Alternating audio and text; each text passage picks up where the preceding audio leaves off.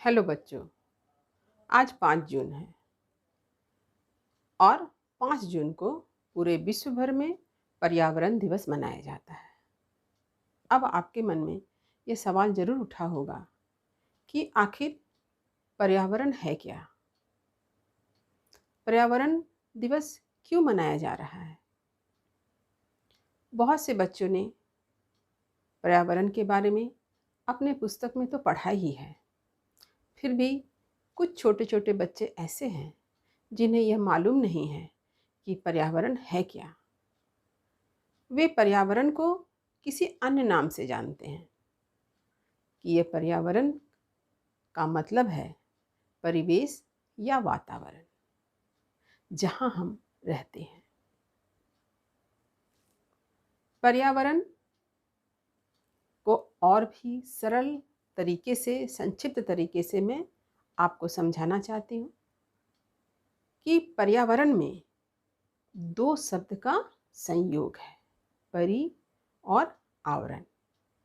परि का अर्थ है चारों ओर और आवरण का अर्थ है परिवेश। यानी हमारे चारों ओर का परिवेश ही पर्यावरण कहलाता है। यही है वातावरण जहाँ हम सब रहते हैं। और इस पर्यावरण में, इस परिवेश में सिर्फ मनुष्य ही नहीं रहते हैं। जीव जंतु, पेड़ पौधे, जितने भी वस्तुएं हैं, जल, वायु, मिट्टी, सब कुछ पर्यावरण के अंतर्गत है।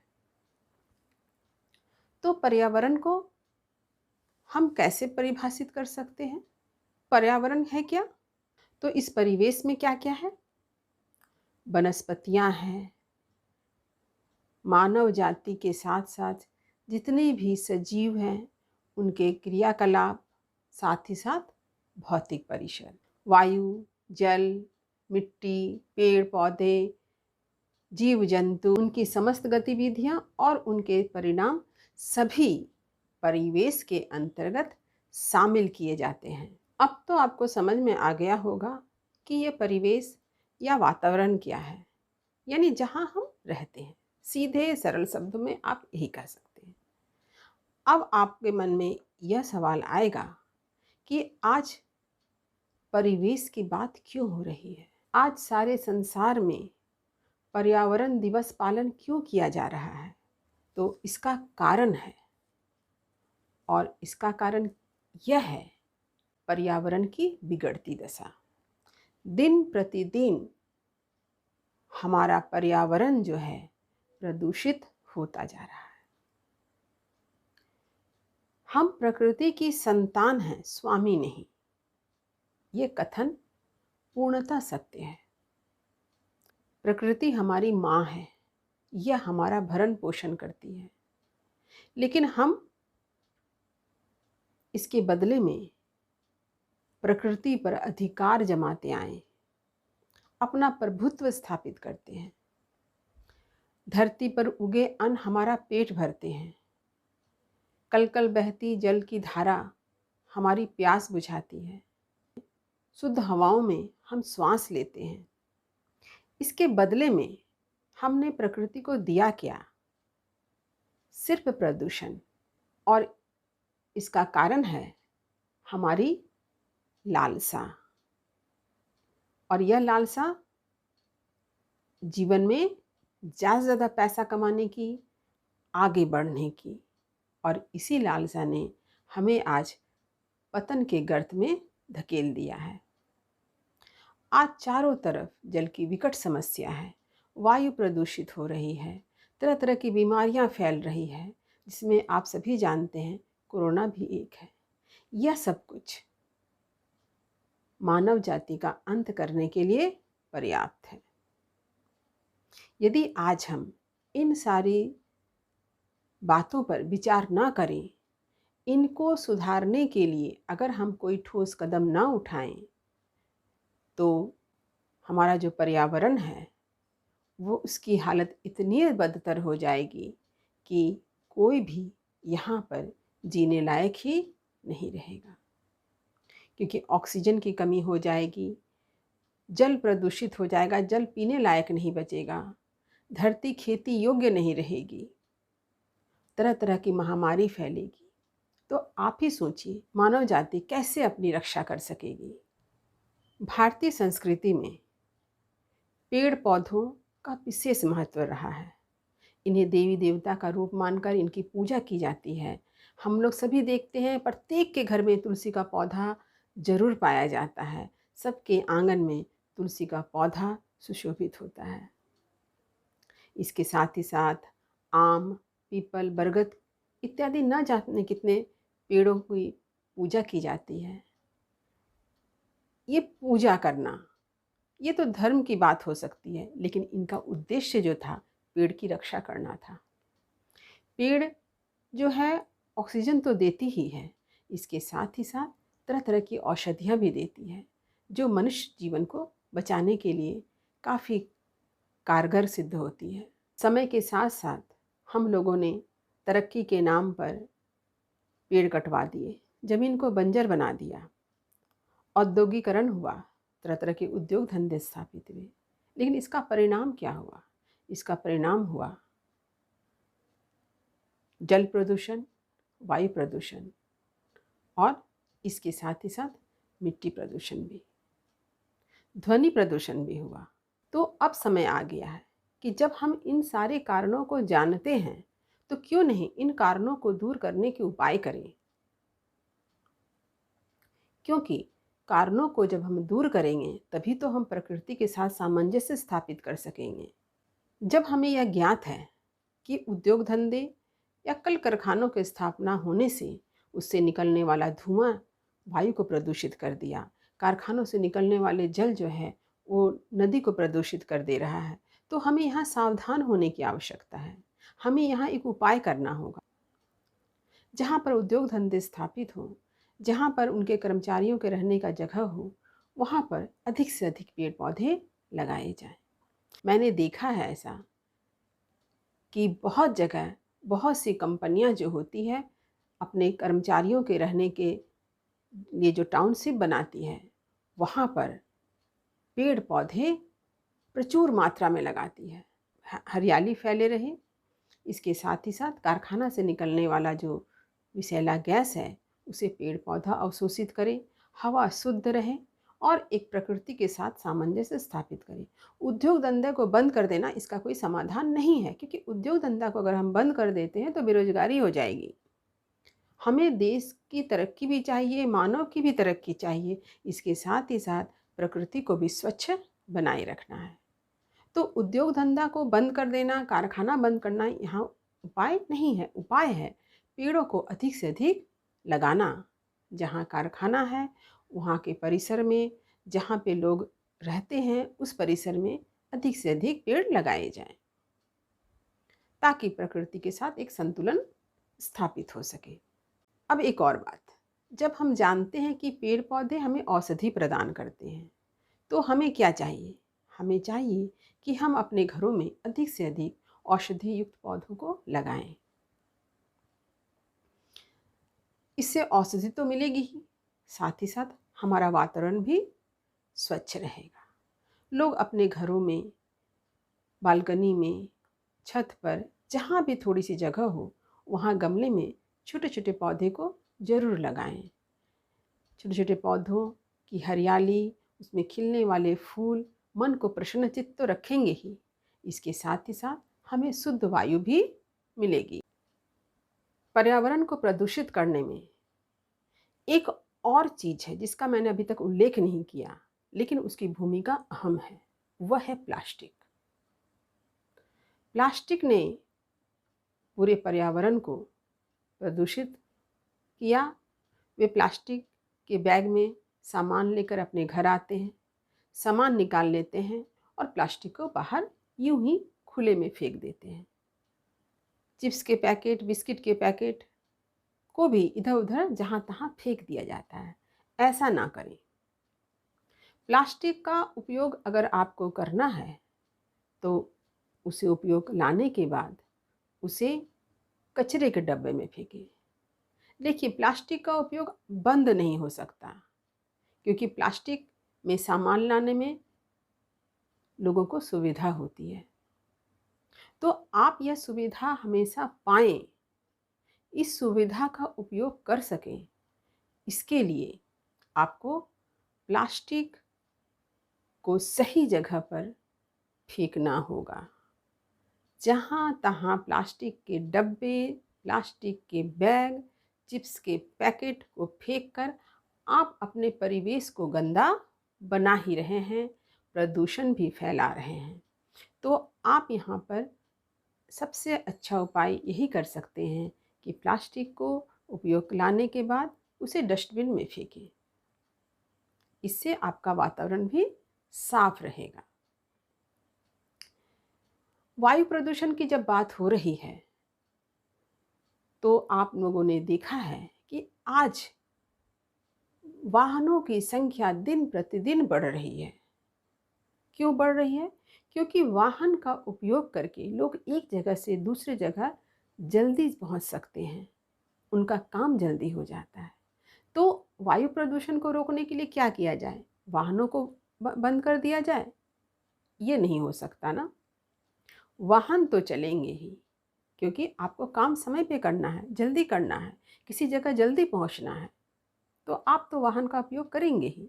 लेकिन आप इसके साथ ही साथ यह भी कर सकते हैं कि जब ज़रूरत ना हो तब आप वाहन का उपयोग ना करें।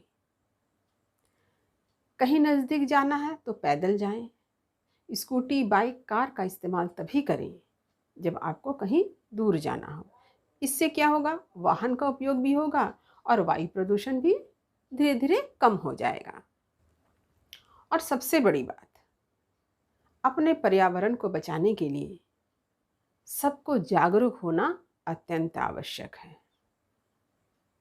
तो चलिए अब मैं आप लोगों से मिलवाती हूँ कुछ ऐसे ही लोगों से जिन्होंने पर्यावरण के महत्व को समझा है और उसके लिए उपाय भी किया है।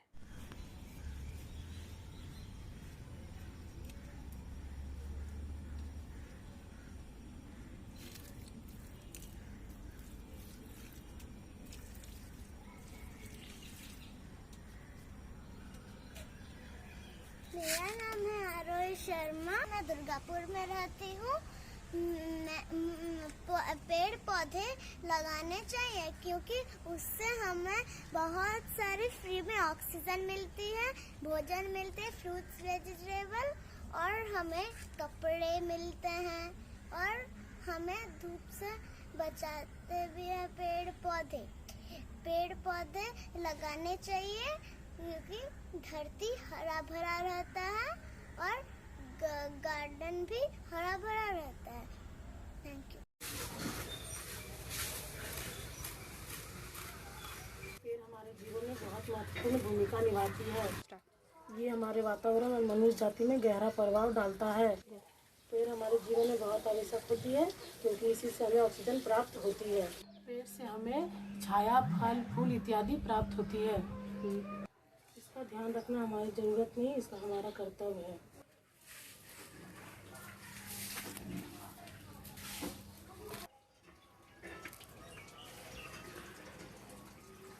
आप सभी से निवेदन है कि अपने आसपास पेड़ लगाएं, ये हमारी जिम्मेदारी है।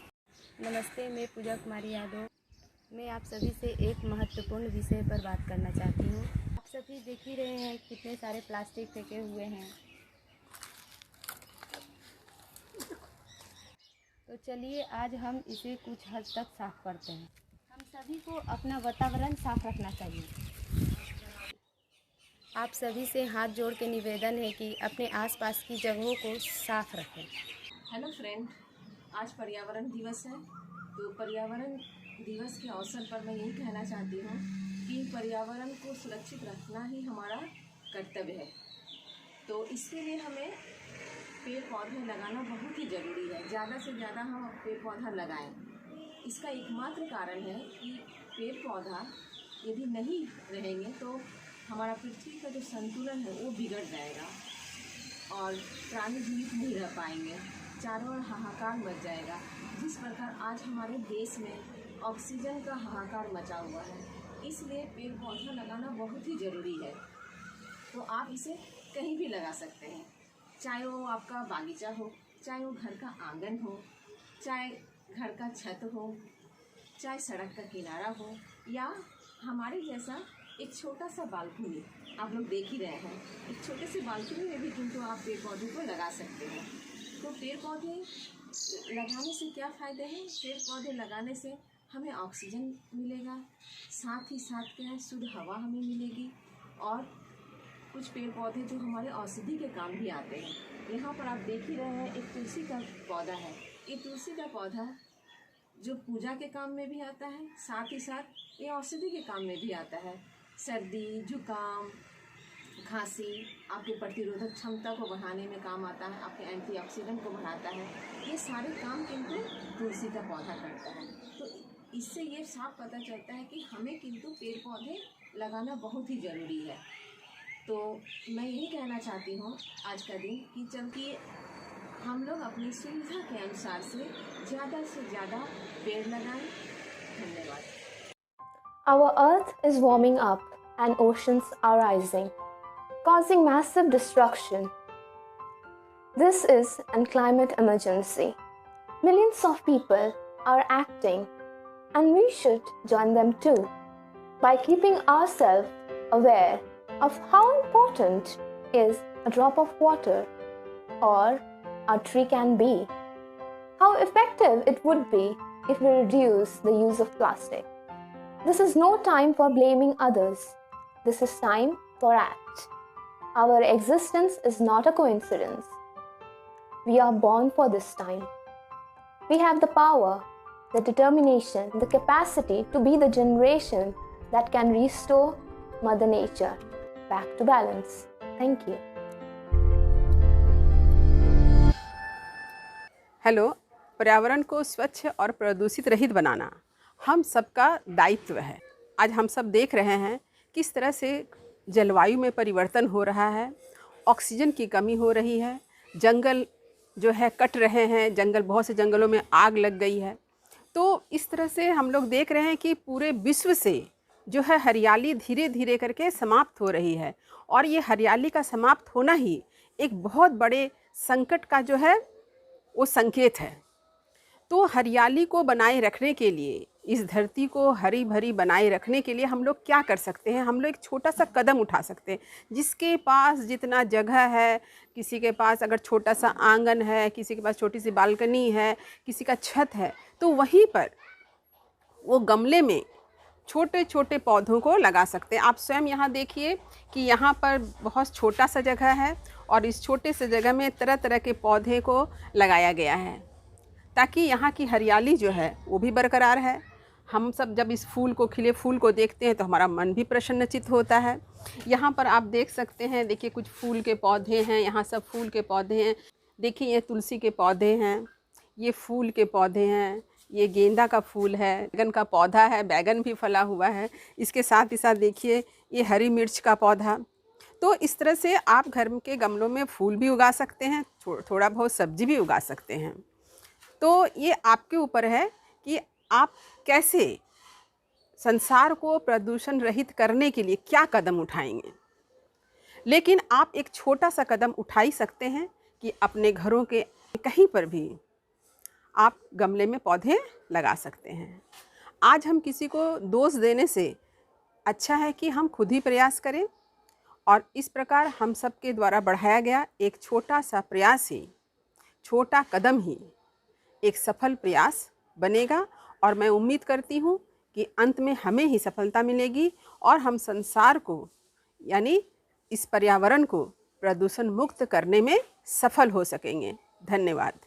अंत में मैं यही कहना चाहूँगी कि विश्व पर्यावरण दिवस की सफलता हमारी प्रकृति की हरियाली की रक्षा और प्रकृति रूपी माँ को बचाए रखने के लिए हमें अंतरात्मा से यह सोच कर चलना होगा कि प्रकृति हमारी माँ है और हम उसके संतान हैं। जैसे संतान अपने माँ के दुख कष्ट को नहीं देख सकती है, उसके कष्ट और दुख को दूर करने के लिए तत्पर होती है, ठीक वैसे ही हम संतान भी प्रकृति रूपी माँ के कष्ट को दूर करने के लिए सदैव तत्पर रहें और उसकी मोहिनी मुस्कान को पुनः वापस ला सके। धन्यवाद।